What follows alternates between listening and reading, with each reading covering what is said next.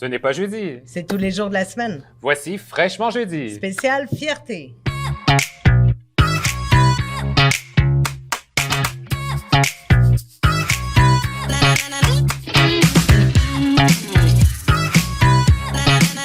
Bienvenue dans cette émission spéciale de Fraîchement Jeudi. Bonsoir Nathalie Di-Palma. Bonsoir, Victor Junior Roberge, mon co-animateur. Un projet soutenu par Fierté Montréal que nous remercions. On vous propose aujourd'hui une grande discussion sur le mouvement des fiertés ici et aussi dans le monde.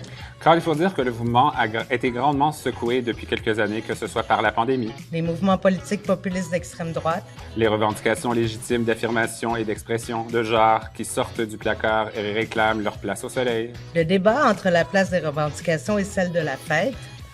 de débats sur la place du milieu corporatif dans nos fiertés. Ouf, on a de quoi discuter. Absolument.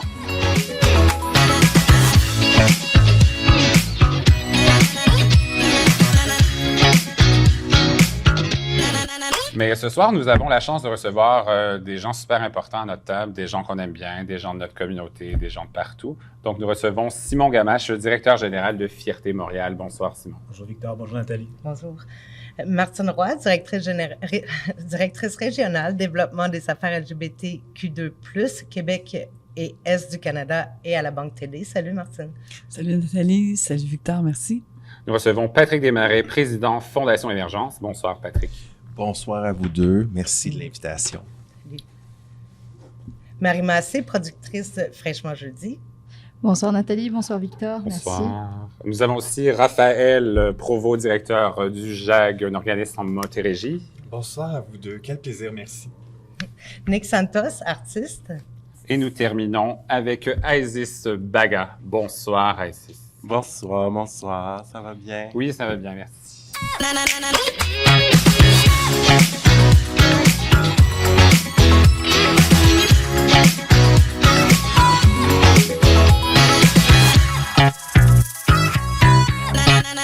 Et donc, ce soir, on vous a invité à notre émission spéciale Fièrement Jeudi pour débattre de certains sujets. Donc, on va commencer dans un premier bloc de discussion par rapport à la pandémie, par rapport aux choses qui se sont passées alentour de tout ça. Donc, moi, j'irais vraiment directement avec le directeur de Fierté Montréal. Le mouvement des pandémies, le mouvement des fiertés à travers le Canada, le Québec, est-ce qu'on peut se relever de cette pandémie-là? Bien, c'est sûr qu'on peut s'en relever. C'était une période extrêmement difficile pour nos communautés. Donc, en fait, ça fait 3 ans. On a eu 2 ans de pandémie, mais ça fait 3 ans que les communautés ne se sont pas rassemblées ensemble. Et toutes les fiertés, cette année, les Pride au Canada et partout à travers le monde ont ce devoir-là de recréer ces espaces-là pour célébrer, pour se retrouver ensemble. Et c'est vraiment ça qui a orienté toutes les décisions qu'on a prises à Fierté Montréal dans les derniers mois. Comment s'arranger pour que les communautés se retrouvent, se sentent bien dans des espaces sécuritaires. C'est propre à Fierté Montréal, mais c'est propre vraiment à toutes les fiertés. Certaines fiertés, comme Fierté Montréal, ont réussi à faire quand même des activités pendant la pandémie. Fierté Montréal a vraiment innové. Donc, en 2020, on a présenté une programmation entièrement en ligne, qui était vraiment, vraiment très bien. Et l'année passée, il faut le souligner, il y a une programmation hybride. Donc, Fierté Montréal a appris de l'année précédente, donc a réussi à faire des contenus en ligne. Et en plus, on a été capable, c'est vraiment la dernière minute, on a eu la possibilité, il y a eu des allègements des règles de santé publique, donc on a pu faire une programmation en présentiel, des tout petits groupes. On a quand même pu faire ça. Fait que c'est intéressant. Donc, ça nous permet, on a expérimenté différents formats. Et c'est des choses qu'on espère garder dans le futur. Et ça, aussi, je peux vous le dire, c'est des choses qui sont... Fierté Montréal, oui, on a un défilé, oui, on a des journées communautaires, mais aussi on est un festival. Donc, c'est des apprentissages qui sont propres au secteur des événements, du secteur culturel, qui ont beaucoup appris pendant les années de pandémie, comment utiliser les outils en ligne. C'est sûr que cette année, tout ce qui est les contenus en ligne, on les met un petit peu de côté. Là. On veut vraiment se retrouver en personne. On a besoin d'être ensemble. Mais ça ne veut pas dire qu'on n'a pas appris. Peut-être qu'on va vouloir reprendre ces éléments-là dans le futur pour rejoindre encore plus nos communautés. Parce qu'on ne se fera pas de la croire. Ce n'est pas l'entièreté des communautés LGBTQ qui vont aux fiertés. Donc, en fait, nous, on évalue qu'il y a plus de personnes qui ont participé aux événements Fierté Montréal pendant la fierté que pendant une fierté en personne. Donc, c'est très important. On peut rejoindre plus loin en utilisant bien ces outils en ligne-là, mais ça n'enlève pas le besoin de se retrouver ensemble en personne. Puis je ne te dirais pas en présentiel, on n'est plus capable de l'entendre en personne. En personne, contact humain. Donc, si je peux aller donner la balle de rebond au niveau de Martine Roy, qui travaille à la TD et qui soutient financièrement en tant que partenaire principal de Fierté Montréal, comment on s'organise après toutes ces années-là avec le financement qui n'a pas arrêté, là? Même si on était en milieu de pandémie ou pendant la pandémie, TD a toujours été derrière Fierté Montréal. À quoi qu'on peut s'attendre pour les mouvements des fiertés face à TD? Ben, je pense que tu vois, ça fait 17 ans. Ça fait 17 ans que TD est là à toutes les fiertés. Je peux même te dire qu'il y a des nouvelles qui se créent. Tu en as même du côté des Autochtones qui sont créés. Ben, on est au rendez-vous, puis on les supporte, puis on essaie de les faire grandir. So, pour moi, c'est sûr que la pandémie, j'aurais trouvé ça vraiment horrible d'enlever les fonds aux gens. Là. Je veux dire, tout le monde s'est retrouvé dénu. Les organismes, il y avait quand même besoin de fonctionner, il y avait quand même des employés, il y avait quand même un roulement, puis on espérait. Alors, c'était important pour nous de continuer à supporter malgré qu'on ne peut pas se rencontrer. Puis je pense aussi que ce que j'aime beaucoup, moi, de mon équipe chez TD, avec qui je travaille, puis dont Simon travaille, c'est on s'en est pas mêlé. On n'impose rien. On est vraiment, on a vraiment dit, OK, qu'est-ce que vous voulez faire? Comment vous voulez le faire? On va être là, on va vous supporter. Alors ça, cette composante-là, je trouve qu'elle est importante. Les gens pensent que, puis même moi, j'avais cette perception-là avant de travailler chez TD, que TD, c'est TD qui mène. TD qui dit qu'est-ce qu'ils veulent, c'est vraiment pas comme ça. Il y a une ouverture d'esprit incroyable, puis je parle pas juste pour Fierté Montréal, je regarde dans toutes sortes d'organismes avec qui on travaille, on n'est pas, c'est pas dogmatique comme les gens pourraient penser. Alors, moi, je pense que on va continuer à aider les gens qui veulent célébrer la fierté, qui rencontrent l'inclusion, puis qui se sensibilisent et tout ça, parce que je pense que c'est important. Je pense pas que TD est prêt de s'en aller de là. Ouais. Si je peux donner le rebond en tant qu'organisme au niveau de la Fondation Émergence, comment on vit ça, tout ce mouvement-là, au niveau de se relever de la pandémie, de se relever au niveau de retourner à Fierté Montréal indirectement? Pour moi, oui, il y a des gens qui ont fait le choix l'année dernière de faire la parade quand même, de participer à ces choses-là. Mais là, c'est l'organisme qui s'en va complètement là-bas. Là. Comment... Ben, moi, je suis très heureux qu'on a ce retour. Faut profiter du moment présent qui nous est offert. On a tous souffert. Les gens ont perdu le contact humain. C'est bien beau la vidéoconférence, mais c'est bon de voir les gens. On a senti cette détresse-là durant la pandémie, puis de chance qu'on a continué à faire des activités, les fiertés qui ont été faites virtuellement et hybrides l'année dernière, bien, ça leur donné espoir aux gens. Comme organisme, la Fondation, c'est sûr qu'on a eu des enjeux aussi de se réinventer, de voir comment on peut être au rendez-vous. On vise autant les gens aînés que les gens en milieu scolaire par différents programmes qu'on fait vivre. Et c'était toute une expérience qui, effectivement, un peu comme Simon mentionne, on va essayer de garder le meilleur de tout ça. Mais cette année, profitons du moment présent et allons de l'avant et célébrons. Bon, on va faire un tour de table rapide. Marie, qu'est-ce que tu penses? On se relève ou on s'en va? Écoute, je pense qu'on va se relever. Ça va prendre un petit peu de temps. Je pense qu'au niveau de l'émission, nous, on a été quand même, je pense, pas mal meurtris aussi. Je pense que plusieurs personnes pourront l'attester, ça, le fait de plus voir, de perdre cet esprit d'équipe. Mais ce qu'on est en train de se dire, c'est les vraies choses en ce moment, puis d'essayer de se dire comment est-ce qu'on peut faire pour changer. On a fait quelques événements d'équipe, on se dit comment est-ce qu'on peut se voir, comment est-ce qu'on va créer quelque chose pour le futur, faire des partenariats, rencontrer d'autres acteurs dans la communauté. Donc, je dirais qu'on va se relever, oui. Mais ça va prendre un petit peu de temps, mais on va dans le bon sens, ouais. Et si je peux donner la parole déjà à vous deux, en même temps, presque, en tant qu'artiste, parce que vous êtes quand même des artistes complets, je pense. Est-ce qu'on se relève de ça? Comment ça se passe de votre côté? J'ai la chance de pouvoir faire des événements à l'extérieur du cadre du Festival de la Fierté. Donc, oui, parce qu'il y a d'autres personnes qui décident d'organiser des événements. Donc, je pense que oui, on se relève de tout ça. Oui, oui, oui. C'est sûr que ça prend du temps, là, se relever, surtout pour des artistes. Nous, à la base, on est à notre compte. Donc, tout ce qu'on fait, on le fait de nos propres poches. On travaille. Moi, je peux travailler jusqu'à 80 heures par semaine. Puis tout ce que je travaille va dans ma musique, va dans mes costumes, va dans mes danseurs-danseuses. Se relever, j'avouerais que ça a été extrêmement difficile, la pandémie, pour moi. Mais là, j'ai eu la chance de faire Fierté Toronto il y a pas longtemps. Je m'en vais faire Juste pour rire. Ben là, ça va être déjà diffusé. Je vais avoir fait Juste pour rire. Donc, je commence à avoir des événements qui commencent à rentrer, ce qui est vraiment super. Puis, pendant la pandémie, j'ai lancé un vidéoclip qui a gagné plusieurs prix dans différents festivals en ligne. Donc, il y a ça. J'ai eu la chance d'être joué un petit peu partout dans le monde. Fait on espère, on se croise les doigts, qu'on est capable de se relever tranquillement, pas vite. Et au niveau du JAG, on peut s'attendre à quoi par rapport au relèvement des fiertés, de la pandémie et tout, là? Ben moi, je représente un peu, comme j'ai dit, parce qu'on est de la même région de la Montérégie, l'organisme de LGBT pour toute la Montérégie. Donc, c'est 1,5 million de personnes. Et ce que les gens de la communauté disent, on a besoin de Fierté Montréal, on a besoin d'événements, on a besoin d'émissions comme Fraîchement Jeudi, parce que c'est pas tout le monde qui a la chance d'être exposé à de la communauté LGBT+. Quand tu es de Montréal, tu en vois de la diversité quotidiennement en prenant le métro. Quand tu habites dans une petite ville, tu en as pas. Donc, ces moments-là, c'est un moment dans l'année qui leur permettent aux gens d'être eux-mêmes, de rayonner et d'aller voir d'autres personnes puis se dire « je suis pas tout seul ».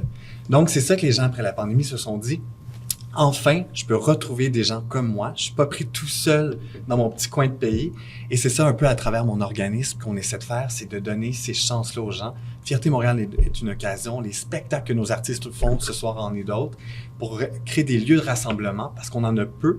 Puis on est chanceux au Québec d'avoir ces lieux-là de façon publique, ouverte.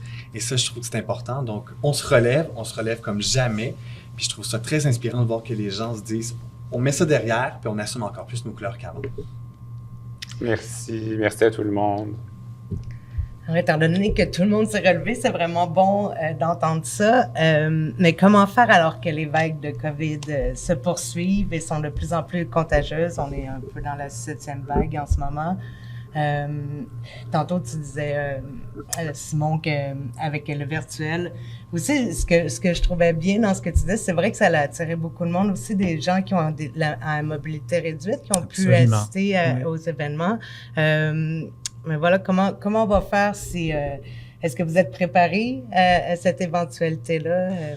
Oui, on n'a pas le choix. En fait, nous, ce qui n'est pas très bien connu, le modèle de financement de Fierté Montréal, c'est qu'on n'est pas, on est financé comme par le tourisme puis comme développement économique.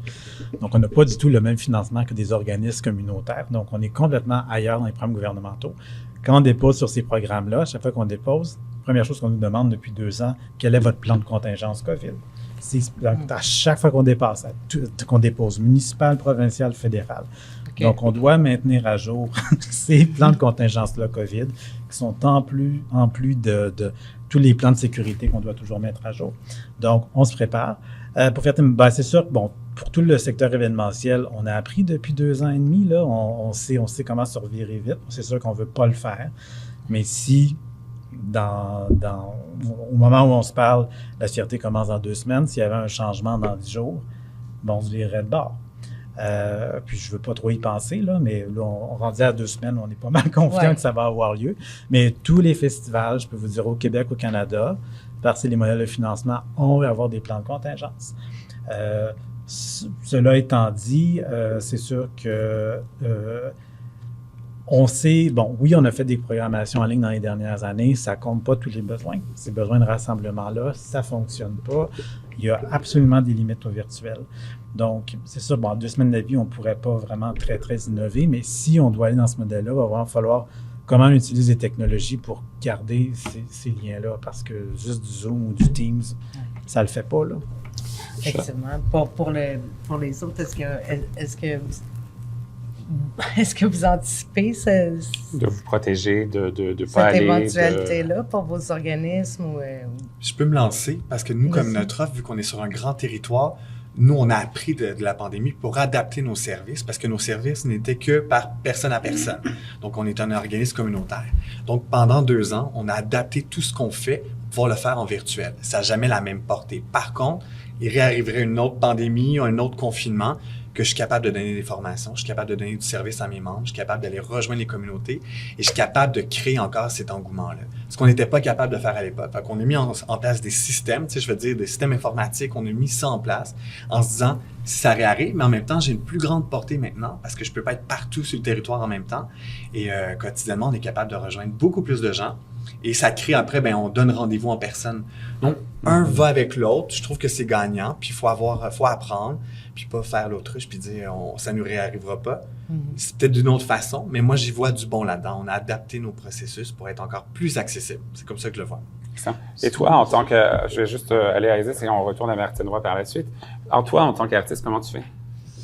Moi, je vous dirais que s'il y aurait une éventualité que on retournerait dans du virtuel, pour les artistes, là, je parle au nom de tous les artistes, il n'y aura pas assez de contrats ou de place pour que tous les artistes puissent continuer à faire leur argent. Pour nous, ça va juste être encore une grosse perte rendue là. Puis, qu'est-ce qui est dommage, c'est que cette perte-là qu'on va avoir, quand on travaille en contrat, ils sont pas obligés de nous payer même s'il y a une pandémie, là. Fait que nous, on va quand même perdre d'argent. Fait que, pour nous, ça serait vraiment problématique. Mais, en même temps, je préfère pas y penser puis me dire, un jour, ça reste qu'on va tout l'avoir. Puis je suis vraiment pas une personne qui est complotiste ou anti-vaccin. Je suis vaccinée puis je fais mon devoir de citoyenne. Mais, à un moment donné, c'est juste que, comme n'importe quel virus, il va toujours en avoir qui vont tomber au combat, il y en a qui vont se relever et c'est ça. Fait que brimer une partie de l'économie, encore une fois, serait triste.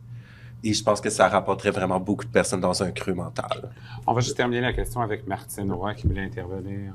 Non, mais c'est ça. Moi, je trouve justement qu'est-ce que tu disais là, par rapport à être hybride. Je pense que s'il y a une leçon qu'on a appris, puis même la leçon, elle va plus loin. Tu sais, on veut vraiment inclusif, on veut inclure les gens de partout.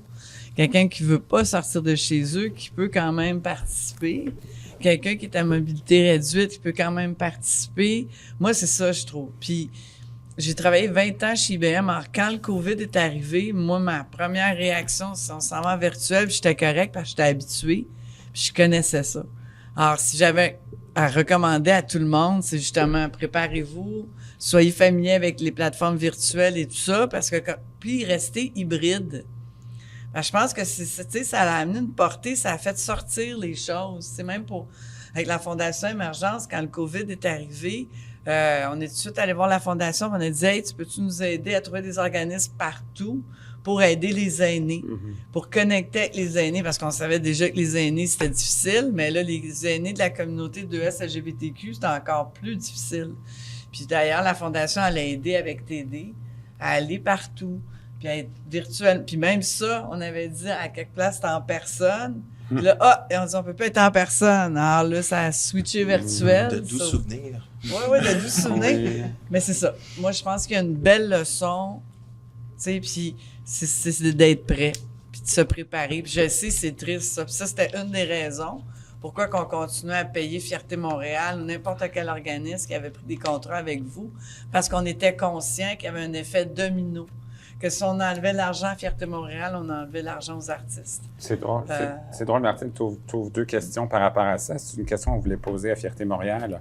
Au niveau des attentats homophobes, parce qu'on parle de protection, on parle de se protéger en tant que personne, mais au niveau des attentats homophobes, dont le plus récent à Oslo, on va faire quoi pour protéger notre monde qui veut participer aux activités de la fierté et juste exister? Ben, c'est énorme. C'est sûr que, bon, c'est les crimes haineux, c'est pas nouveau, là. Ça n'a pas commencé à Oslo le 23 juin. C'était le 23 juin, si je me rappelle bien. 25 juin, c'est ça. C'était le 24, c'était le vendredi. Le 25, c'était le samedi. Moi, j'étais à Toronto ce week-end-là. Tu étais là aussi pour la Pride. Donc, ça a eu un impact, c'est sûr, énorme. Donc, mais les crimes haineux, c'est pas nouveau. Puis, j'espère que vous ne serez pas surpris d'apprendre que, quand même, tu sais, nous, parce qu'on est sur le domaine public à Montréal, on a une antenne au SPVM. C'est là. Je ne dis pas qu'on travaille avec le SPVM, mais c'est sûr qu'on a une collaboration qui se fait là.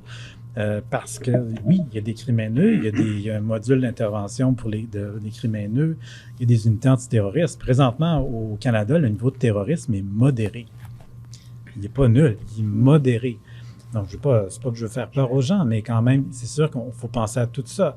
il y a des armes qui circulent. On n'est pas aux États-Unis, mais il y a quand même des armes qui circulent. Donc, quand même, il y a des choses à mettre en place. Cette année, à Fierté Montréal, soyez pas surpris, il va y avoir une sécurité quand même un peu renforcée. Donc, préparez-vous quand les festivalières vont arriver aux portes. Donc, plus de sécurité qu'il y avait avant. Ça va aller. En fait, c'est très similaire aux autres festivals, mais il faut absolument protéger nos communautés. À Fierté Montréal, depuis des années, on crée des espaces bienveillants. C'est bien créer des espaces bienveillants, mais il faut que l'entièreté du site aussi soit sécuritaire. Donc, c'est très important. Je vais faire une question pour un tour de table. On va pouvoir donner un peu toute notre...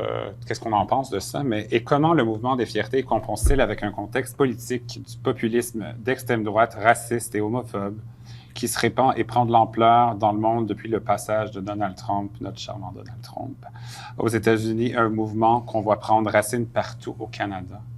Est-ce qu'il y a quelqu'un qui voudrait prendre parole par rapport à ça? Ben, je vais commencer.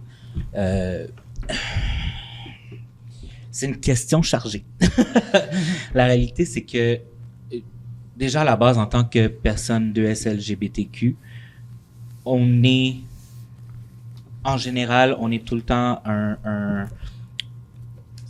un statement. Comment est-ce qu'on dirait en français? Pardon, excusez-moi, je cherche les mots.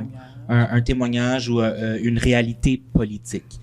Qu'on le veuille ou pas, du moment qu'on ouvre les yeux le matin, puis qu'on respire, puis qu'on va dans la rue, puis qu'on va travailler, on est politique. On est politisé, qu'on le veuille ou non. En étant une personne non-binaire et une personne de couleur, donc d'origine péruvienne, pour ma part, tu sais, je vois les attentats, je vois toute cette violence-là, puis ça me fait pas plus peur que ça parce que c'est quelque chose que j'ai vécu à tous les jours déjà. Puis je veux dire, je vais dans le village puis je me fais attaquer puis je me fais traiter de toutes sortes de noms. C'est la réalité là. Tu sais, je fais de l'embonpoint, je suis grosse, je suis poilu. Les gens m'attaquent pour mon physique, les gens m'attaquent parce que je suis exotique, les gens m'attaquent parce que je suis une personne non binaire. Les gens m'attaquent parce que je demande pas de permission et je m'excuse pas non plus de prendre la place que je prends puis de créer une place pour les gens comme moi. Puis les gens, je sais, j'ai eu des témoignages qui sont venus me voir puis ils m'ont dit, c'est super beau de te voir sur scène puis de devoir prendre cette place-là parce que ça nous donne l'espoir que nous aussi on peut avoir cette place-là. Donc la réalité c'est que l'extrême, tu sais on dit une montée de l'extrême droite populiste, mais c'est parce qu'elle a tout le temps été là, cette extrême droite-là. C'est juste qu'elle se cachait un petit peu. Puis avec tu sais, Duterte en Philippines, puis Bolsonaro au Brésil, Trump aux États-Unis, puis tu sais, j'en passe. C'est juste qu'ils sont sortis de leur cachette, puis ont fait comme « Hey, on est là, puis on veut vous haïr. » Je rebondis rapidement avec Nick, ce que vient de dire. Je trouve ça hyper rafraîchissant ce que tu partages parce que c'est exactement ce qu'on a besoin, l'exposition des gens qu'on n'est pas habitué de voir. Parce que les jeunes, moi je les vois, je suis dans les écoles, je suis dans des localités comme on parle avec Julie tantôt, et ça inspire les jeunes à être eux-mêmes. Ils sont le futur, ils sont l'avenir. On n'est pas une peine perdue quand on est plus âgé, c'est pas ça que je veux dire, mais les jeunes, ils sont l'avenir, et de voir des gens comme Nick qui se dit ça sera pas facile, mais je vais quand même être moi-même. Ça inspire beaucoup de gens. Peut-être qu'on s'en rend pas compte immédiatement. On n'a pas toujours ce retour-là. Moi, je le sais. Et ça m'en donne des frissons. Puis c'est pour ça que c'est nécessaire une fierté comme Montréal, qu'elle soit aussi grande et aussi colorée. Parce qu'ailleurs dans le monde, il y a beaucoup de pays qui n'ont pas le droit d'avoir ça. Nous, on a le droit. Même s'il y a des enjeux, on va le faire, puis on va le faire grand parce que ça donne une voix à beaucoup, beaucoup de gens. Puis même s'il y a des gens qui sont dans leur salon puis qui participent pas physiquement, ils se disent, il y a quand même ça chez nous. Fait que ça, je trouve ça intéressant. Puis je tiens à souligner ce que Nick vient de dire. Faut du courage quand même pour se mettre à nu comme ça sur la table. Et je trouve Nick magnifique, point. C'est ce que je voulais rajouter. Isis, si on peut compléter avec toi au niveau d'une personne noire, si on peut... Ben, ma réalité est similaire à celle-là de Nick. Je veux pas, je suis une personne non-binaire, je suis une drag queen, je suis hyper sexualisée, tu sais.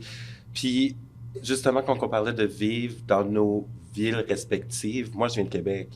Je suis parti de Québec parce que c'est une ville qui est quand même, tu sais, on se dit que c'est ouvert, c'est Québec, c'est si pittoresque, c'est si, tu sais, mais c'est quand même, ça reste que c'est encore très, très, très conservateur. Et même quand moi, je venais faire mes contre-mariages, je me suis toujours plus senti à ma place, tu sais. Fait dans un sens, même si ce mouvement-là de droite décide de crier haut et fort comme ils le font dans les journaux, même on en voit, Ben oui. ou dans certains bars, comme il s'est passé, puis qu'on voit ça passer sur les réseaux sociaux. Moi, ça me donne juste plus l'envie de me battre contre ça, puis de juste lever ma voix, puis de pas me laisser faire. Pourquoi moi, je devrais aller me cacher? Ouais. Pourquoi eux autres devraient avoir le pouvoir? Pourquoi je devrais me faire dicter qui je dois être? TVA Nouvelle cet après-midi, un village inclusif. Je vais laisser Marie de prendre la finale de ce point. Écoute, merci Isis. De mon côté, j'aimerais apporter une petite touche par rapport à ce qui se passe récemment. Je te rejoins, Nick, par rapport au fait que oui, il y en a toujours eu, mais quand même récemment, quand on passe aux États-Unis, il y a quand même des retours en arrière. Je pense notamment à l'avortement. Donc, je pense qu'il est d'autant plus important, comme tu le disais, de s'exposer, d'être là, de parler, puis d'éviter justement ce genre de retour en arrière aujourd'hui que je trouve absolument scandaleux. Donc, même dans des pays développés, moi, je viens de France, je me dis, je suis quand même chanceuse d'être là au Canada, mais je me dis, pour tous ceux qui sont aux États-Unis aujourd'hui, qui sont en train de se demander comment va être demain, alors que demain était, somme toute, beau ou ben là il y a des questionnements, puis on est quand même à la porte des États-Unis, donc je pense qu'il est important de continuer de se battre, comme tu l'as dit, on est politisé, oui, mais continuons justement de faire comme tu le fais, de montrer qu'on est là, d'oser, de s'affirmer, parce que on sait pas ce que sera demain, et je pense qu'il est important de continuer quand même de se battre et de porter des mots messages, oui, fort. Excellent, Marie.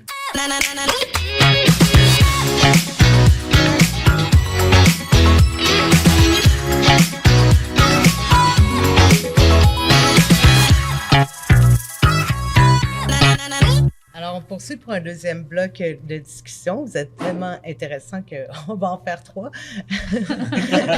Quelle est la place de la politique et du corporatisme dans le mouvement? Y a-t-il encore de la place pour la revendication? Tu vois, c'est intéressant de parler d'Oslo, justement. Puis moi, j'ai présenté à Oslo virtuellement, thank God, mais j'ai quand même présenté.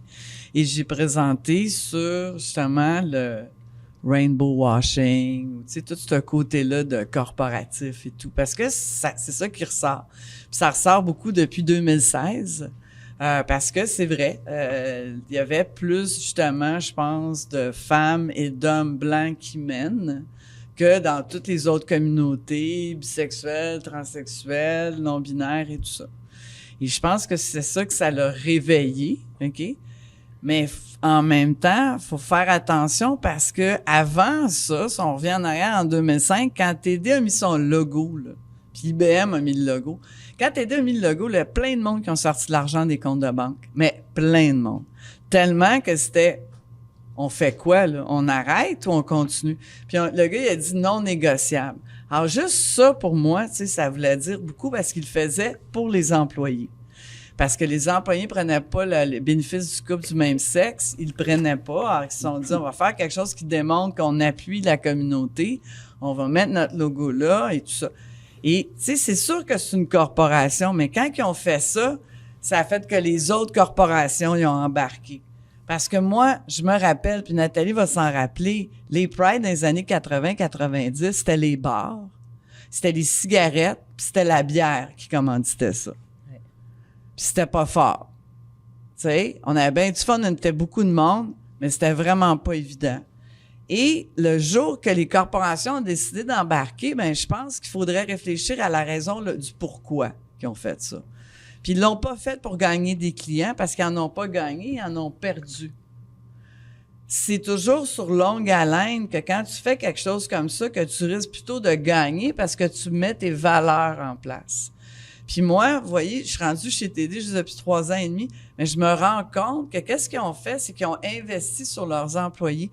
Moi, j'ai un salaire pour faire le développement des affaires de la communauté 2S LGBTQ. Pour moi, ça, c'est révolutionnaire. Parce que je me suis toujours sentie, justement, faire partie de la fameuse communauté politisée, mais même un peu cercle des fermières. Ah oui, les autres, ça va faire leur cocktail. Tu sais, quand tu travailles dans une compagnie, puis c'est le regroupement des employés LGBT, là. Ah oui, ils vont faire des cocktails, puis tout ça. Ils voyaient pas la représentation. Ils voyaient pas à quel point on était des ambassadeurs, puis qu'on représentait. Puis de dire que maintenant, ça fait partie des affaires, c'est comme, hey, là, c'est plus un petit truc social, là. On est dans le business. Alors, c'est ce côté-là, je comprends que, bon, la police, le profilage de la police, je suis commissaire. Je vois des plaintes continuellement. Mais en même temps, je me dis, on n'évoluera pas, on ne changera pas si on laisse pas, les compagnies, là, c'est pas juste une compagnie, c'est des employés dedans. Les employés, c'est mes amis, c'est tes frères, tes sœurs et tout ça. Ils ont le droit d'être fiers. Puis c'est ça l'idée des corporations. C'est pour ça qu'il y en a toujours plus, puis on n'essaie pas d'effacer, on n'essaie pas de vendre plus de comptes de banque ou plus de prêts. Il faut vraiment regarder la raison. Puis Mais il y a une responsabilité sociale, les corporations. C'est pas toutes les corporations, parce que je veux pas mettre ma main que tout le monde est comme ça, mais prenez le temps d'aller voir c'est quoi les emplois qu'ils donnent, c'est où l'argent qu'ils mettent, puis vous allez réaliser qu'il y en a vraiment qui font pour les bonnes raisons. Il faut mettre pas tout le monde dans le tas. Ben c'est ça, je peux me permettre, je pense que les personnes qui écoutent peut-être sont pas conscientes. Une organisation comme Fierté Montréal ne prend pas toutes les commandites qui viennent vers l'organisation. Parce que du pinkwashing, comme ça existe, donc des organisations qui vont choisir de commanditer pour bien paraître. On a la même chose avec les notions d'environnement, donc du greenwashing. Je peux vous dire, moi, ça fait 10 mois que je suis en poste, et puis on en a vu dans les derniers mois. On a des compagnies qui arrivent, on dit, on veut absolument être là, qui amènent beaucoup d'argent sur la table, mais vraiment énormément. On dit, OK, on les écoute. Nous, ce qu'on fait, comme un peu comme Martine disait, c'est que nous, on regarde qu'est-ce qui se passe à l'intérieur. On fait une évaluation. On regarde il y a souvent des politiques de responsabilité sociale des entreprises ou de SG, environnement, société, gouvernance. Donc, on regarde tout ça. Patrick va être très familier avec ça, évidemment. Donc, on regarde tout ça. On va des fois essayer de parler à des gens qui sont à l'interne. Tu sais, des fois, il va y avoir un comité de LGBTQIA+, mais qui n'a aucun poids à l'interne. Donc, on fait toutes ces vérifications-là. Et si on se rend compte que ce sont des stratégies qui sont juste là, en anglais du window dressing, ben c'est non, bye-bye. Puis la quantité d'argent qui est mise sur la table n'a aucune importance. Donc, il y a un travail à faire de ce côté-là. Est-ce que tous les commanditaires qu'on a sont parfaits? Non. Nous, ce qu'on regarde, c'est est-ce que l'intention est la bonne au départ? Il y a des organisations qui sont rendues beaucoup, beaucoup, beaucoup plus loin. Il y en a qui sont au début de leur démarche. Donc, on se dit, OK, cette compagnie-là, bon, peut-être que c'est un petit peu maladroit, leur approche, mais peut-être qu'on va dire, OK, on va les faire rentrer une petite commandite, puis on va parler avec ces personnes-là, on va les faire du référencement avec d'autres organismes qui font des formations, justement, sur la diversité, tout ça, et on va travailler ensemble. C'est vraiment important. Mais en même temps, je veux dire, même pour une organisation comme Fierté Montréal, des fois, ça va dans les deux sens. Fierté Montréal a du travail à faire, comme beaucoup de festivals, en éco-responsabilité. Donc, on se dit, OK, est-ce qu'on peut trouver une entreprise qui est rendue beaucoup plus loin que nous, qui a du travail à faire d'un point de vue avec les communautés de LGBTQ, mais qui est en avance sur l'éco-responsabilité. Fait que des fois, on va travailler ensemble pour faire avancer des priorités différentes. Fait que c'est pas aussi simple qu'on dit on reçoit une demande, on prend un appel, puis on prend 100 000 $. C'est pas ça du tout. Bien, moi, j'ai beaucoup aimé le processus que Simon nous a expliqué parce qu'on a entendu qu'aux États-Unis, ils ont découvert qu'il y avait des entreprises qui finançaient des organismes LGBT, mais en même temps, finançait ce qu'on nommait tantôt la droite qui est carrément contre nos communautés. Donc, très rassurant de voir qu'il y a ce processus-là qui est mis en place.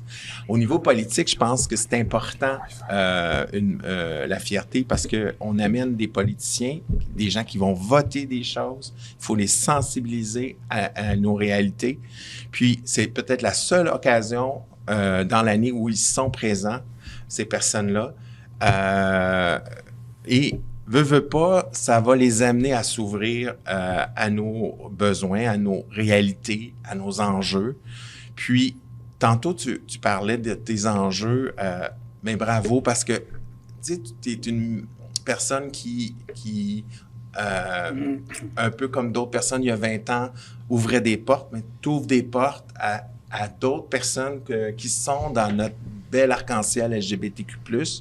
Puis dans 10 ans, ça va peut-être être différent, puis on le souhaite. Mais il faut qu'il y ait cette présence-là des gens. Oui, il y a des gens avec un nœud papillon, mais il y a du monde aussi qui sont heureux d'être qui ils sont, la façon qu'ils veulent. Puis, je pense que les fiertés, c'est là qu'on peut montrer toute cette belle diversité qu'on peut être à tout âge aussi, parce que on a nos jeunes là, qui s'en viennent, puis qui voient qu'il y a cette ouverture-là de notre société. Bien, c'est pas pour rien qu'on voit que dans les sondages, la plus jeune génération semble indiquer qu'elle est beaucoup plus LGBTQ+, que les générations plus aînées. C'est qu'ils voient qu'ils peuvent dire qui ils sont ou qu'ils vont pouvoir être ce qu'ils veulent être au cours de leur vie. Ça, c'est grâce aux fiertés. Je vais juste, pour rebondir dans la même ordre d'idées, on avait 2 questions super importantes pour vous et on aimerait vraiment faire un tour de table complet par rapport à ces 2 questions-là. Donc, le mouvement a-t-il trop mis de côté l'aspect revendication pour donner trop d'ampleur à son aspect festif? Ça, c'est la première question qu'on va débattre et on va parler ensemble. Et la deuxième serait, le mouvement est-il encore pertinent comme mouvement de revendication quand il donne autant d'importance au festif et au commercial? Donc, on va commencer par Marie. Écoute, c'est une grande question, Victor. Je pense que, je pense à l'accessibilité, je pense pour moi. Le côté festif, c'est un peu l'accueil, c'est un peu ça permet de créer des connexions. Donc, pour moi, ça a été le moyen de découvrir aussi la communauté à mes débuts, de venir, d'être accueilli, de danser, de profiter pleinement. Mais moi, quand je suis arrivée au Québec, c'est quelque chose, le côté justement un peu commercial, je dirais corporatif, c'est quelque chose qui m'a un petit peu choquée, justement. Je voyais beaucoup de logos, etc. J'avais du mal à comprendre. Donc, je m'interrogeais un petit peu sur tout ça et qu'est-ce qui devrait. J'ai pas vraiment de réponse. Je pense une alliance des deux. Comme on disait, c'est l'occasion aussi de partager, de communiquer auprès des élus, de communiquer avec les corporations, de faire que la vie de nos communautés qui s'améliore dans le milieu de travail, donc que tout le monde soit représenté et qu'il y ait des liens qui se fassent, mais que ça soit pas non plus trop festif et qu'on perde aussi l'importance de qu'est-ce qu'on cherche à atteindre et du vivre ensemble et d'une société inclusive à terme. Donc je pense que c'est une belle alliance des deux à trouver. C'est drôle comme question parce qu'on dirait pas la même chose, par exemple, des événements plus hétéros. Des clubs, des parties de golf pour des grandes fondations où il y a plein d'événements hyper festifs qu'on associe à d'autres causes. Puis on n'a pas souvent ce regard-là, justement, quand on parle de tout ce qui est pas LGBT+. Et moi, ce qui me choque là-dedans, c'est qu'on garde souvent qu'en tête ça, c'est parce qu'on l'expose de façon médiatique que la fête. C'est la pointe de l'iceberg de ce qui se passe à travers la fierté, à travers ce qui se passe dans l'année au Québec, de toutes plein d'actions qui sont... La fête, c'est une chose, mais la fête, c'est le moment de l'année où on souligne tout ce qui s'est fait les 364 jours de l'année. Et ça, ces commentaires-là, on les a pas pour d'autres types de fondations qui, justement, aussi font des grandes soirées très festives, très, très, très colorées, des grands bals. Et on n'a pas ces commentaires-là dans les médias. Donc, je trouve ça intéressant. Et je trouve que non, ça a sa place, les deux, ensemble. Pourquoi pas? Faisons la fête, on en a besoin. Excellent. On va redonner le rebond. Isis. La fierté a toujours été... les drag queens, on est déjà l'image des premières revendicatrices de nos droits, suite à la marche, aussi les personnes trans de couleur. Donc, la marche déjà, la parade, maintenant qu'on dit ça, pour moi, c'est encore une marche, car on fait quand même nos minutes de silence. Oui, c'est plus festif. À un moment donné, on peut pas juste broyer du noir. Faut faire un peu la fête, faut être fier de qui qu'on est. Mais selon moi, lorsqu'on parle des revendications, c'est la responsabilité des gens qui vont animer les soirées, des gens qui vont avoir le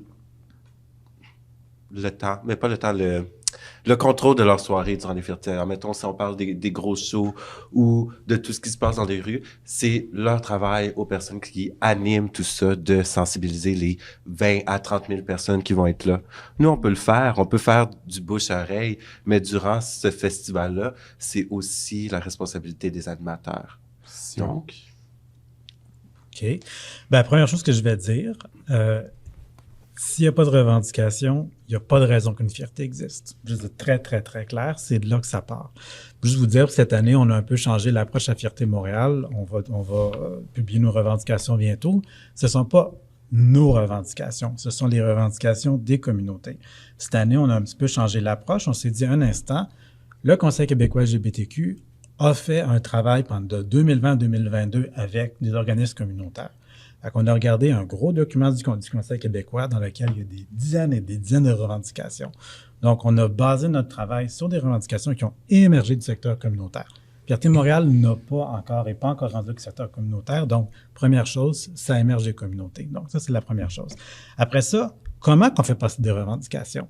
Puis là, ça ressort dans tout ce qui a été dit à date. Fierté Montréal, c'est un festival. Puis là, je vais sortir des chiffres. Fierté Montréal a été blâmé dans le passé de ne pas être transparent. Je vais être transparent. Le budget de Fierté Montréal est à peu près de 6 millions de dollars par année. On fait un festival, un défilé, des journées communautaires.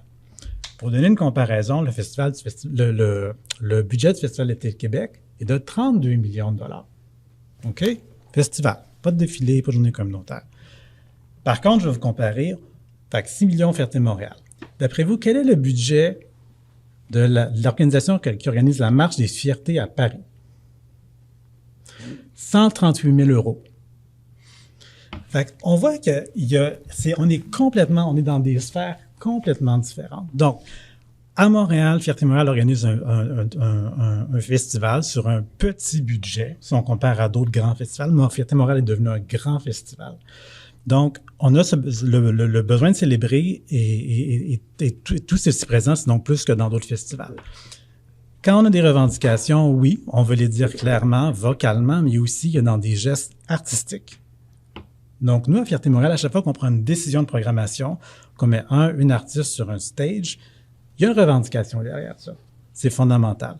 Et attendez-vous que ça soit de plus en plus présent. C'est pas nécessairement explicite comme revendication, mais elle est là. Donc, toute décision de programmation, avec notre nouveau directeur de la programmation, Chris Gabonziza, on est là-dedans. Donc, voilà, ça part de là. Puis j'aimerais ça aussi qu'il y a deux éléments qu'il faut faire attention. Il y a la politique puis il y a la partisanerie. La partisanerie, Fierté Montréal n'est pas du tout intéressée là-dedans. C'est de peu d'intérêt. On parle avec tous les partis. Le but, c'est de faire avancer des politiques. Donc, Fierté Montréal est une organisation, oui, qui est fondamentalement politique, mais les revendications émergent du secteur communautaire. Patrick. Je trouve que les marches, pour avoir assisté à des marches dans d'autres villes à l'extérieur du Canada et tout, il y a un côté politique important de revendication qui se doit d'être toujours au rendez-vous. Et on parlait des États-Unis, mais on parle de d'autres pays où il y a des retours en arrière, puis il faut toujours garder le regard vif de ce qui peut nous arriver. Donc, c'est important d'avoir cette mobilisation-là. Comme disait Raphaël, on est 365 jours à revendiquer, fait qu'on a le droit aussi d'avoir un peu de fun, un peu de plaisir, de célébrer qui nous sommes. Mais lorsqu'il y a des fiertés, il y a aussi souvent des rencontres, des meetings, des conférenciers, des panels où on discute, on profite de cette occasion-là pour réunir des gens, pour justement trouver une façon d'améliorer les choses. Ça serait pas possible s'il n'y avait pas ce grand rassemblement où il y a cette mixité de revendication des droits, puis de festivité. Puis on découvre aussi des gens, à chaque année, on découvre des nouvelles personnes qui ont plein de bonnes idées, puis qui nous amènent à aller plus loin. Alors, moi, je trouve que l'aspect où certaines personnes disent c'est une parade, d'autres disent c'est une marche. Pour moi, c'est une marche où il y a de la festivité et tout, mais en soi, c'est une marche parce qu'on va chercher des alliés dans cette marche-là. Ces gens-là, avec leurs enfants, viennent dans cette marche-là, elles viennent dans les journées maintenant communautaires. Mais c'est tout ça qui fait qu'on va avoir une nouvelle génération de gens beaucoup plus ouverts à qui nous sommes et qui vont faire en sorte que tout le monde va être beaucoup plus heureux. On va faire un dernier tour de table rapide, 30 secondes chacun pour finir cette question-là. Au niveau de Nick, qu'est-ce que tu en penses, mon chéri? C'est difficile à dire, surtout en 30 secondes. Il y en a tellement que j'aimerais dire. Revendiquer n'est pas exclusif de festoyer. et vice-versa. Tu sais, on peut faire la fête puis on peut revendiquer plusieurs choses en même temps. Moi, pour ma part, je pense que c'est super important de tout le temps garder un œil critique à tout niveau, que ce soit des corporations, que ce soit des groupes communautaires, que ce soit Fierté, que ce soit... Oui, ça peut être bon, mais il faut tout le temps essayer d'aller faire mieux. Donc, il faut accepter cette critique-là, il faut accepter, faut avoir l'ouverture d'esprit quand on fait partie de... Peu importe le groupe qu'on fait partie. Tu sais, la réalité, c'est que il y a des partis politiques qui sont là. Notre réalité, elle est politique, mais à l'intérieur, pendant la fierté, moi, j'en ai vu de la partisanerie. T'sais, mais vous n'avez pas le contrôle, je veux dire. Vous n'avez pas ce contrôle-là. On va retourner sur la partisanerie dans pas long, dans quelques minutes. Et au niveau de Martine, qui est au secteur corporatif, qu'est-ce que tu en penses? Ouais, moi, ça sort du secteur corporatif. Je veux dire, moi, la fierté, je l'ai vécue quand ça a commencé et tout. Je vais juste vous donner un exemple. En 2019, là, moi, j'ai fait le fond de la purge LGBT, donc j'ai revendiqué, j'étais allé en cours, j'ai gagné des droits, j'ai amené 84 recommandations fédérales, dont d'enlever la loi sur la sodomie qui était là depuis 17 ans, qui avait jamais été enlevée. Alors, j'en ai fait de la revendication et tout ça. Mais la fierté, quand j'ai fait le barbecue à Fierté Montréal en 2019, où j'ai invité des gens qui avaient vécu la purge, qui avaient été jetés dehors, mais ces gens-là, en 30 ans, n'avaient jamais été à une fierté.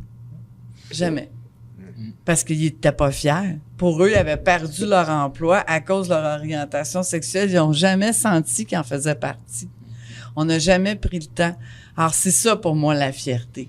Puis c'est pour ça que c'est important de festoyer. Puis oui, moi, je pense que je travaille 365 jours par année. Je pense que c'est important qu'il y ait une journée, il y ait un moment, un festival où on prend le temps. Puis en même temps, mais qu'est-ce qui est intéressant, c'est qu'avec l'argent qu'il a, ou le festival et tout, il est capable de faire des panels, comme Patrick dit, amener de l'information, du contenu, être capable de faire avancer les choses. Je veux dire, on est quand même privilégiés, là. On est capable de se marier, on est capable d'avoir des enfants, tu sais. La Fondation Émergence, la Journée internationale contre l'homophobie, on a rajouté transphobie. Oui, tu sais, tu as des affaires qui avancent, tu vois de l'évolution, tu vois une société, puis tu vois aussi une communauté, qui est la mienne, qui est la 2S LGBTQ, qui veut vraiment faire avancer les choses. Alors pour moi, c'est les deux, c'est vraiment important. Au même niveau, quasiment 50-50.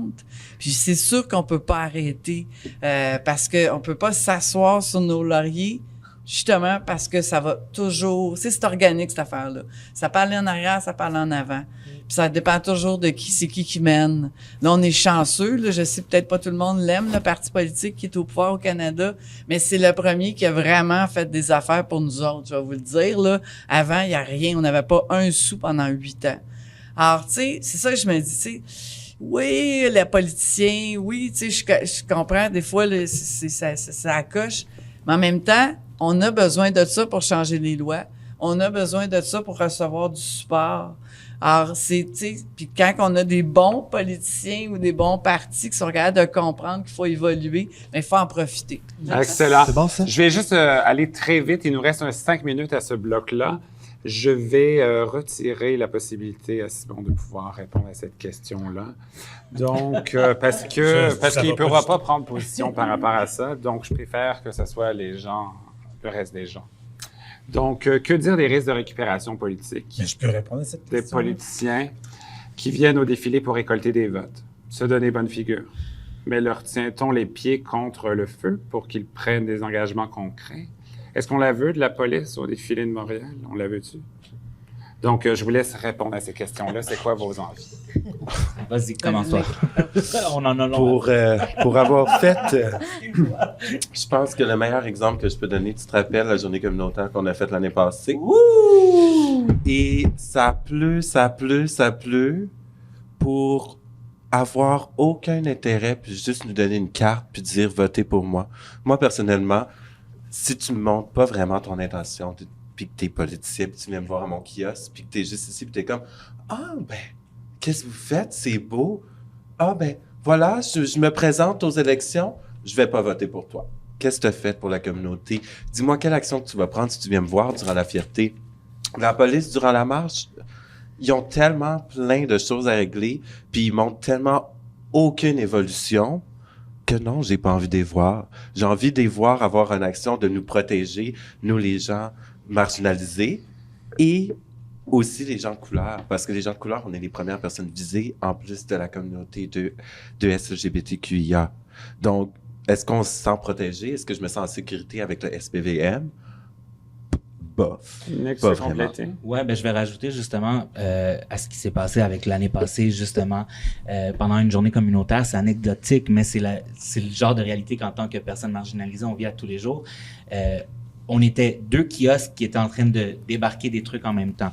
On était stationnés en double, en face de notre kiosque.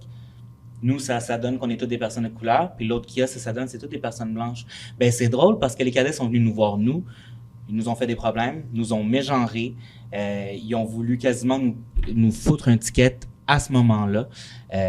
Puis on l'a vu, cette microagression-là, on l'a vécu, elle était réelle.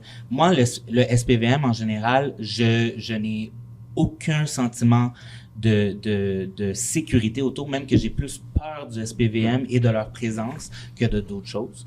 Même chose pour les partis politiques. Honnêtement, la réalité, c'est que les politiciens et politiciennes qui sont là, qui viennent, puis qui sont comme « Ah ouais, vote pour moi, vote pour moi, vote pour moi. » Pourquoi t'es là? Tu sers à quoi, fierté?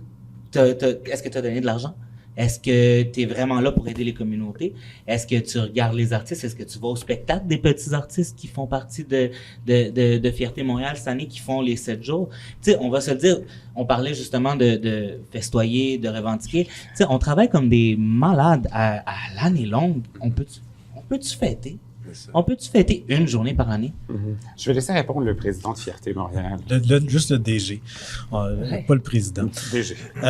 Oui, ben en fait, oui. La question, c'est est-ce qu'il y a des risques de récupération politique? Oui, il y en a absolument. Il y a des risques de dérapage, c'est sûr et certain. Nous, c'est sûr que vous pouvez imaginer qu'on travaille on est en discussion avec le politique sur une base quotidienne, puis aussi au niveau administratif au sein du gouvernement, dans les cabinets, dans les ministères, puis tout ça. Donc, c'est sûr que c'est possible. Moi, des fois, je me dis, j'aimerais quasiment que certaines personnes, certains partis politiques soient présents pour en fait se faire varloper dans le cadre de journées communautaires, puis tout ça, parce qu'ils entendent les revendications. Des fois, puis cette année, on ne l'a pas vu, mais tu sais, des fois, j'aimerais ça juste que ce parti-là vienne juste comme ce parti-là se trompe complètement, mais qu'il se fasse ramasser. Puis je dirais, bien sûr, je dirais pas lesquels, parce que c'est pas ma job de dire. J'ai dit, on est dit qu'on était à partisans. Fait qu'il y a quelque chose d'intéressant là-dedans. Si ces politiciennes-là viennent avec de mauvaises intentions, ben, c'est le moment de passer des revendications. Parce qu'imaginez s'il y a un groupe de politiciennes du même parti qui arrivent, qui vont à une journée communautaire le samedi. Imaginez-vous quand ils arrivent autour de la machine à café le lundi matin, partie X, donc, la discussion qu'ils ont, le type de conversation que ça provoque. Peut-être, tu sais, c'est ça permet une conversation au sein de ces groupes-là qui va peut-être éventuellement mener à des changements progressifs de politique publique. Fait que ça, c'est très intéressant. Pour la question de la police, non. La police, bon, je pense que eux-mêmes le reconnaîtraient. On n'est pas rendu à un moment où la police peut participer au défilé. Il y a un travail, comme les 2 artistes ici l'ont dit, il y a un travail à faire de leur côté à l'interne à faire. Il y a un travail au SPVM qui vient juste de commencer. Comme, tu sais, tantôt je vous disais, par rapport aux corporations, nous on les regarde où est-ce qu'ils sont rendus à l'interne. C'est la même affaire dans les partis politiques, puis dans toutes les organisations comme la police, puis tout ça, où sont rendues les institutions. Donc, nous aussi, on observe ça. C'est pas le même type de relation qu'on a. Mais non, la police, il y a encore une méfiance envers les forces policières. Et puis, on espère qu'un jour, on sera rendu ailleurs. En terminant, une question directement pour toi. On a eu des gens qui nous ont parlé dernièrement que la minute de silence n'était pas respectée au défilé. Qu'est-ce qu'on peut faire pour respecter ce moment qui est très important pour nous, de cette minute de silence-là? Qu'est-ce qu'on pourrait faire au niveau des groupes pour que toutes ces choses-là soient respectées? C'est quelque chose d'important pour notre communauté, cette minute de silence. C'est fondamental. C'est vraiment fondamental. J'ai pas vraiment de réponse pour ça. C'est vraiment, je pense qu'il y a un travail de sensibilisation. Je pense que peut-être du côté de Fierté Montréal, de faire comprendre à chaque inscription dans le défilé de la fierté, d'abord et avant tout, qu'il y a ça qui va se passer, puis la signification. Là, je vous le dire, on le fait de notre côté. Cette année, on a 12 000 personnes qui sont inscrites. Là, on est de retour aux inscriptions, au niveau d'inscription de 2019. COVID-19, on est très fiers de ça. Mais nous, à la base, on le communique. Après ça, s'il y a des gens sur les rebords de la rue qui le font pas, bon, peut-être qu'on a encore un travail, nous, à faire, continuer à faire ce travail-là de sensibilisation. C'est quoi les réalités? J'ai pas vraiment de réponse claire. Patrick, tu aurais une demande ou quelque chose? Ben, c'est sûr que cette minute-là est très importante, puis il faut trouver un moyen, tout le monde, de se taire. Mais est-ce que l'application de Fierté Montréal pourrait avoir un buzzer, quelque chose? Est-ce que la technologie pourrait être une solution à dire, voyons, il se passe quelque chose, là, tous nos téléphones. Si quelqu'un parle, ça buzz, c'est ça. Ben, ça pourrait être une alerte en Bert.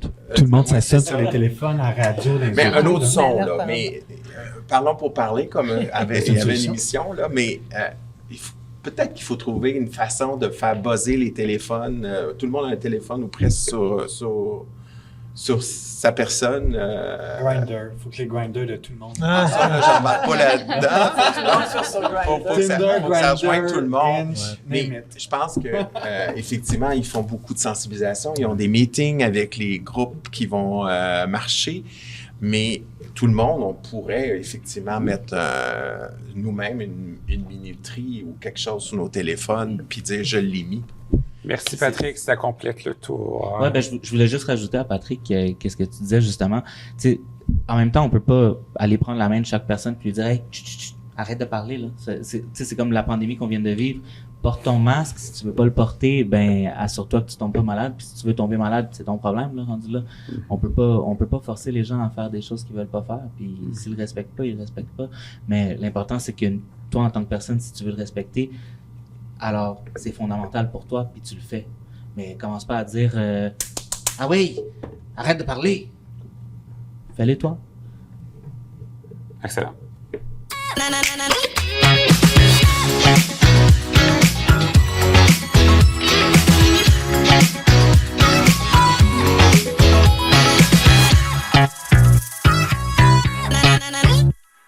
Alors, on est rendu au troisième bloc déjà. Est-ce que, d'après vous, le mouvement est assez diversifié et comment faire cesser l'invisibilité des lesbiennes dont on parle, on a parlé, c'est un sujet qui revient tout le temps, l'invisibilité des lesbiennes. Est-ce que vous avez une solution à ce sujet-là? On pourrait rajouter aussi à ça, est-il assez inclusif aussi? Je pense qu'on doit parler de l'invisibilité des femmes en premier. Parce que c'est ça qu'on oublie, qu'une lesbienne, c'est une femme. Puis déjà, on a de la misère à prendre notre place en tant que femme. Là, je vais-tu amener la lesbienne en moi? Tu sais, il y en a que ça paraît, il y en a que ça paraît pas. Puis même aussi, avec l'âge, souvent, ça devient encore plus invisible. Mais moi, qu'est-ce que je me suis rendu compte, c'est que les femmes, ça leur tente pas. Ça leur tente pas de sortir, puis Puis aussi, on va pas se mentir, comme les autres communautés, bisexuels, non-binaires, trans, on a tous trouvé que l'homme gay prenait beaucoup de place. Puis on voulait pas y faire de l'ombre, mais on se sentait dans l'ombre, souvent. Et c'est un peu plate parce que c'est ça qui s'est passé. Puis même, à un certain point, l'homme gay-homme est devenu un peu hétéronormal, puis il nous a oubliés. Surtout après les années 90, après le sida, où est-ce qu'on s'est complètement donné, là. Parce que je reviens toujours à ça, un homme qui aime un homme, puis une femme qui aime une femme, c'est les deux pôles les plus opposés. Il faut vraiment que tu trouves des atomes crochus, tu sais, quelque chose pour te tenir ensemble, puis tout ça. Je pense que il y a encore beaucoup de travail à faire. Puis je trouve ça très, très dur, moi-même, de trouver d'autres femmes pour venir avec moi, m'appuyer. Puis des fois, j'en trouve, puis ils durent pas. Ils font un petit bout, puis ils trouvent ça trop dur, trop difficile. Et c'est particulier parce que je me dis, mais pourquoi? Comment, tu sais, tu dis pourtant, les femmes, ça a de l'endurance, ça devrait être capable d'en prendre plus que ça. Et non. Alors, je pense qu'il y a encore beaucoup de travail à faire par rapport aux femmes et aux femmes bisexuelles. Moi, je pense qu'il y a beaucoup, beaucoup de femmes bisexuelles, puis mon Dieu, ils le diront pas. Parce que les hétéros vont les juger, puis les homosexuels, les lesbiennes vont les juger comme des personnes ambivalentes et tout ça. So, je trouve que la bisexualité est vraiment une des catégories dans nos communautés qu'on cache beaucoup, puis beaucoup les femmes bisexuelles, je trouve, personnellement. Alors oui, on a encore du travail à faire. on a besoin de visibilité, donc on a besoin de représentation. Puis de tous les visages de lesbiennes, parce qu'il n'y a pas juste un genre. C'est ça aussi qu'on parle dans la communauté 2S LGBTQ, c'est qu'il n'y a pas juste un genre gay, il n'y a pas juste un genre non-binaire, il n'y a pas juste un genre trans, on est toutes sortes de genres, on a toutes nos nuances. Puis on veut voir toutes nos nuances et toutes nos couleurs. Alors c'est le même principe, je pense, une visibilité. Martine a parlé de représentation, c'est important. Donc, peu importe quel type de diversité qu'on parle, la représentativité est extrêmement importante pour qu'on s'identifie à ces personnes-là. Le danger, c'est tomber dans ce qu'on appelle le tokenisme. Donc, quand on prend une personne, qu'on la met dans un siège parce qu'elle répond à tel critère. Donc, ça veut dire que, je reviens à Fierté Montréal, on est un festival. Si on fait on monte un festival puis on se dit, OK, cette année, on veut mettre de l'avant des personnes lesbiennes. Faut pas en mettre une. Faut en mettre 5, 10, 15, 20, 25. Parce que si c'est seulement une personne, la personne le porte et on tombe dans le tokenisme. Donc ça, c'est un danger énorme dans lequel il ne faut pas tomber. Puis là, c'est divertissant parce que regardez, c'est moi qui ai été choisi directeur général de Fierté de Montréal il y a 1 an.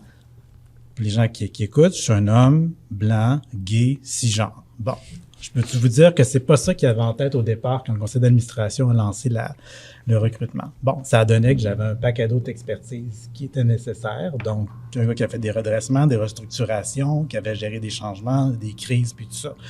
Mais à la base, c'était pas ça qu'il voulait. Mais moi, je peux vous dire, puis c'est pas l'organisation, c'est moi personnellement, c'est mon gamache. Quand je pense à Fierté Montréal, ma mission personnelle, c'est de m'assurer que cette organisation-là ne soit plus d'abord pensée pour des hommes, des personnes qui me ressemblent. Des hommes blancs, gays, cisgenres. Oui, c'est là. Absolument, c'est là. Mais ça ne peut plus être juste... On est rendu en 2022, on est rendu ailleurs.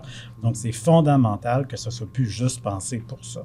Et pour ça, c'est la représentativité fondamentale dans tout ce qu'on fait. Et si je peux redonner un rebond là-dessus, comment assurer que les personnes à de l'intersectionnalité, des identités et des discriminations aient leur place? Puis aussi, beaucoup d'affirmations et d'expressions de genre sortent de leur coquille et réclament leur place au soleil. La trouve-t-elle vraiment dans la fierté, dans tout, dans le mouvement de l'inclusivité à Fierté Montréal ou en général? Bien, juste rapidement, puis je ne veux pas aller trop longtemps là-dessus, j'aimerais que tout le monde parle là-dessus, mais très rapidement, présentement, il y a un peu une espèce de panique dans la société. Oh mon Dieu, c'est tellement compliqué, la fluidité, c'est quoi cette affaire-là? Pourquoi depuis 1 an ou 2, tout le monde parle de ça? Un instant, c'est parce que, si on se rappelle Kinsey, le rapport Kinsey, ça fait plusieurs décennies, le rapport Kinsey. Le rapport Kinsey, c'était une échelle de 0 à 8, OK? Fait que tu avais d'homosexualité totale à hétérosexualité totale. Il y a des décennies et des décennies que c'est des scientifiques américains. Bon, oui, je ne veux pas rentrer dans les détails, il y a des choses à critiquer dans le rapport Kinsey. Mais pourquoi ça a pris tant de décennies avant qu'enfin, dans la société, on commence, disons, ici, pas dans tous les territoires, que ça a pris autant de temps que ça pour qu'on puisse se dire « Oui, je ne fit pas dans une case complètement hétéro, une classe complètement homo ou bi. » Il y a beaucoup plus de diversité que ça. Donc, c'est tout ce que je vais dire. J'arrête par rapport à ça, je laisse les gens continuer. Non, mais c'est parce que c'est ça, c'est très intéressant. Puis je pense que c'est important. C'est pour ça que justement chez IBM, on avait appelé ça nuance, le regroupement d'employés. Parce qu'à un moment donné, je pense qu'il faut sortir des cases. C'est ça qu'on est en train de se faire dire, de sortir des cases. Quand on dit queer, c'est pas une orientation sexuelle, c'est pas une identité de genre, c'est une philosophie. C'est je veux sortir des normes. Mais ils ont fait une étude sur 3 millions de jeunes en 18 et 24 ans, 43% se voient queer. Je pense que c'est ça qui est en train de se passer. Puis moi, je vais être honnête, je me sens beaucoup plus queer que lesbienne. Parce que je me suis jamais habillée comme une fille, tu sais, standard, s'habille, tu sais, c'est ça. Mais je me suis toujours sentie en dehors de la norme. Même pas chez les je me suis jamais sentie dans la case des lesbiennes ou dans la case, tu sais. Puis quand j'avais 18 ans, c'est ça je m'étais dit, pourquoi je partirais de la case des hétéros pour aller dans la case des homos? Pourquoi je peux pas être dans pas de case? Puis c'est ça l'idée, c'est d'être nous-mêmes. À la fin de la journée, je pense que c'est vraiment, si on a le goût de s'habiller plus féminine une journée, moins féminine, ou mélanger les deux, ou avoir...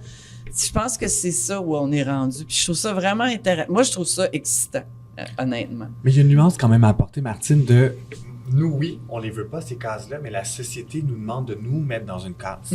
Parce que ça, je l'entends. Je suis le premier à porter des bottes à talons quand je vais faire mon épicerie à Chambly. Les gens pensent que je suis une fille, ils comprennent pas, puis ils cherchent à comprendre. Moi, je veux pas être compris, je veux juste porter mes bottes à talons pour aller faire mon épicerie, point. Mais eux cherchent à me mettre dans des cases.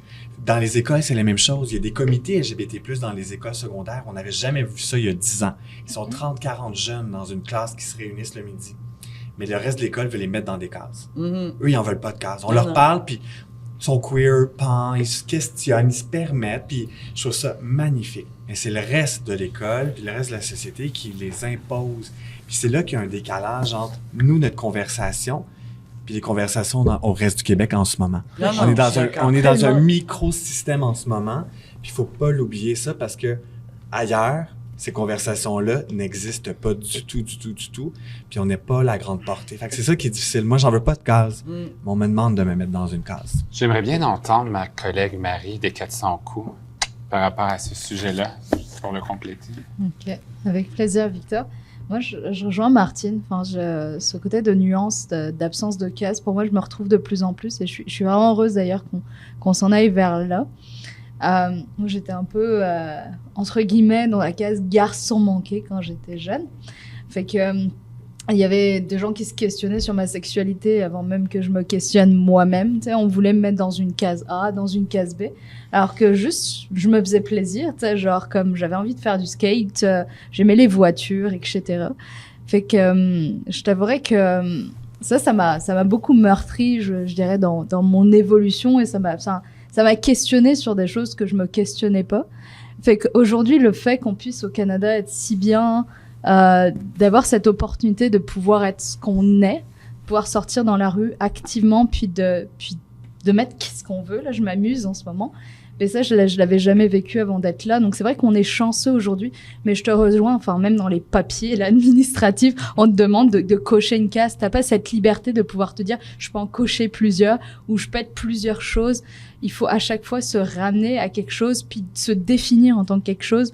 Et quand t'essayes d'expliquer, j'ai expliqué récemment queer au travail, puis je t'avouerais que la personne était comme, ah, mais bisexuel, etc. Et donc là, j'ai dû partir dans une dissertation d'une dizaine de minutes sur, tu sais, la diversité de genre, etc. Puis, je pense que on a encore beaucoup de chemin à faire, je t'avouerais. Je le fais un peu dans mon milieu de travail, mais en tout cas, j'aime être là et avoir ce genre de discussion, parce que, enfin, du coup, ça me fait du bien, et je me dis, tu sais, si on continue de le porter, ça va faire que les gens le comprennent mieux, puis qu'on n'aura plus à avoir de cases, peut-être. J'aimerais finir quand même sur quelque chose. Non, j'aimerais ça vous envoyer une grosse question rapide, mais grosse, juste pour vous deux. Vas-y. Dans 30 secondes. J'aimerais ça pouvoir que Patrick complète. Oh, OK, mais OK. Ce que Martine disait tantôt, cette quête d'aller chercher les femmes à être plus présentes, qui s'essouffle, puis c'est une quête que certains ont toujours eu dans la communauté et d'autres un peu moins. Mais je partage les grands travaux que Martine a voulu faire depuis des années, d'aller chercher des femmes. Puis lorsqu'on parle, quand on regarde des sociétés où est-ce que les femmes ont cette parité-là dans une société, souvent, on va retrouver aussi des communautés LGBTQ+, beaucoup plus respectées, beaucoup plus acceptées. Donc, revenons allons chercher plus de femmes qui soient impliquées. Au niveau de vous deux, que je suis tellement content d'avoir à l'émission, que je me sens tellement privilégié aussi de vous avoir. On est cute, hein? Vous êtes adorables. Les communautés... On le sait. C'est bon. Communautés BIPOC, OK? Se sentent-elles les bienvenues car on les voit pas beaucoup? Bien, c'est sûr qu'il y a une sous-représentation de nous, là, même si vous faites des fiertés, les organismes font un excellent travail d'essayer de nous mettre de plus en plus de l'avant. Je pense qu'il y a quand même une façon dont le procédé, où que les artistes sont choisis, ou les personnes qui sont choisies pour représenter passent par un fil d'une personne qui, des fois, ne va pas chercher plus loin que la surface des choses, car c'est pas tout le monde de la communauté BIPOC qui a la même réalité, malheureusement. Puis là, je veux vraiment pas rentrer dans du racisme quand je veux dire ça, mais il y a du monde qui sont quand même assez white passing. Puis c'est vraiment pas pour les diminuer ce qu'ils sont au travers de la communauté, mais reste que si tu regardes quelqu'un, puis on s'entend là, les gens sont stupides là. Ils vont regarder la personne, puis vont faire « Ah, ça c'est une personne blanche ». Meilleur exemple que je peux vous donner, même avec moi, plusieurs personnes pensent que je suis une personne qui est Latinx, which je le suis pas. C'est du tout. Donc, je pense qu'il y a encore beaucoup de recherches à faire à ce niveau-là, aller chercher vraiment les bonnes ressources, aller voir surtout les gens qui sont au front de tout ça. Car le meilleur exemple que j'ai eu, ça a été 2020, je pense, avec Black Lives Matter, que là, ça a été comme une grosse affaire, puis que je pense même que moi, qui ai fait partie de Fierté Montréal, puis c'est vraiment rien contre Fierté, je n'avais pas été booké dans le show avant que tout ça sorte. Puis il y avait aucune diversité avant que ça sorte, puis on s'est fait booker full dernière minute, puis on s'est fait utiliser comme token. Fait que souvent, je pense encore qu'on est utilisé comme vraiment, comme vous dites, comme des tokens, puis on n'a pas la reconnaissance qui vient avec pour après recevoir du 300-400 messages par jour pour éduquer les gens, puis se brûler de notre côté, puis qu'il y a réellement aucun conseil pour nous autres qui est là. Tu sais, qui nous représente? Qui est la personne qui est là pour nous représenter, puis vraiment donner une voix, puis former un collectif? Il n'y en a pas encore. Pas de ce que je sache. Tu sais, il y a beaucoup d'organismes qui travaillent contre le racisme, contre ci, contre ça, mais pour nous représenter, nous mettre encore plus de l'avant, il en manque encore. D'ailleurs, je veux revenir sur quelque chose qui était là avant, qui était très important pour moi, le fait que vous parliez des cases. Je pense que pour moi, le mot queer, justement, englobe vraiment tout et est beaucoup plus présent qu'il était avant, car il y a quand même beaucoup de stéréotypes qui viennent lorsqu'on dit le mot lesbienne ou le mot gay homosexuel. Quand tu parles d'une personne qui est homosexuelle, tu t'imagines justement la personne, l'homme qui est gay et blanc, twink, petit, cheveux blonds. Lorsque tu parles de lesbienne, chemise à carreaux, tu sais, avec, tu sais, les grosses culottes, puis tu sais, que tu te dis, ah, ben, ça agit comme un gars. Je pense que c'est pour ça qu'on veut aussi surtout sortir des cases, pour pas rentrer dans la normalité que le monde hétéro nous ont mis dessus à cause de la télévision, surtout. Tu sais, dans cette invisibilité-là, justement, en tant que personne BIPOC, moi, je suis une personne qui peut être white passing, tout dépendant du moment de l'année. En été, je foncie parce que c'est ça mes gènes, c'est comme ça. Je passe 5 minutes au soleil, puis ça se voit que je ne suis pas blanc. Mais l'hiver, je passe pour un drap pâle. J'ai de l'air malade. La réalité là-dedans, c'est que même dans les médias en général, dans les émissions, on a très peu de représentation. Puis jusqu'à récemment, on a été souvent utilisé comme une représentation comique. Même chose pour la grossophobie, tu sais, les gros, on est tout le temps utilisé pour un rire. On est tout le temps utilisé pour un commentaire cheap. Puis là, tu sais, je me fais dire, ah, c'est la mode à être une personne de couleur. Ah ben... En même temps, j'avais envie de redire un rebond par rapport à la grossophobie. J'ai eu la chance d'avoir une chirurgie bariatrique. Je n'acceptais pas ma grosseur face au jugement de la communauté homosexuelle. Ça a été un travail de longue haleine, de 4 mois. J'ai été opéré il y a 2 mois. Déjà 70 livres de perdu. Mais tu sais, je te regarde à la télé, Nick, puis quand tu as fait le spécial Fierté Montréal, puis c'est là que j'ai été te chercher dans ma vie, c'est que j'admirais de voir qu'est-ce que tu étais. Qu'est-ce que tu étais à la télé? Qu'est-ce que tu dégageais à la télé? Qu'est-ce que moi, j'aurais eu envie d'être? Puis en ce moment, mais je retrouve une autre personne parce que je suis en train de grandir, je suis en train de vivre d'autres choses. Mais j'admire que vous êtes capable de pouvoir outrepasser ça. Moi, j'ai pas été capable. Il y a ça, puis il y a aussi, pour revenir à cette idée-là de la mode, tu sais, la réalité, c'est pas, pour nous, c'est pas une mode, là. On n'a pas choisi d'être des personnes de couleur, là. On s'est pas dit un matin, ah ben moi je suis une personne de couleur aujourd'hui. Tu sais, c'est notre vie à tous les jours, puis la réalité, c'est que on se fait tokeniser à longueur de journée, puis j'ai tellement l'air défaitiste à dire, bon, je me fais juger, je me fais ci, je me fais ça. Mais, tu sais, je suis quelqu'un de très réaliste, je préfère garder ça réel. On va parler de la réalité. Il y a tout ça qui arrive. Ça veut pas dire que ça m'empêche de vivre une belle vie, puis ça m'empêche de rire. Mais, à tous les jours, faut que je sois tout le temps, on me demande tout le temps d'être la personne la plus mature, puis la personne la plus grande, puis la personne qui va passer à autre chose. Mais c'est à toi. Pourquoi est-ce qu'à nous, on doit, puis en général aussi pour la communauté de SLGBTQ, pourquoi est-ce qu'en tout temps, on doit être ceux qui vont aller éduquer? Tu sais, je veux dire, on est en 2022, Google existe. Là. C'est ça. Tu es capable de taper pour de la porno, tu es capable d'aller faire une recherche sur les communautés nationalisées. Puis, si je peux avoir un rebond sur quand tu parlais de la grossophobie, puis que tu te sentais pas accepté à travers la communauté, je te dirais que c'est la même chose. C'est la même chose pour plusieurs personnes, puis pas nécessairement lorsque tu as un surplus de poids, mais en général, que je pense que la communauté et les gens s'attendent à ce qu'on ait une image. Un standard. Un standard. Il y a beaucoup de standards qui est mis dans la communauté, surtout, tu sais, mettons, meilleur exemple, tu vas sur un site de rencontre, Grindr, je veux pas de ci, je veux pas de ça, je veux pas de ça, mais je veux ça, je veux ça. Ah, t'es trop efféminé, ah, je veux pas ça.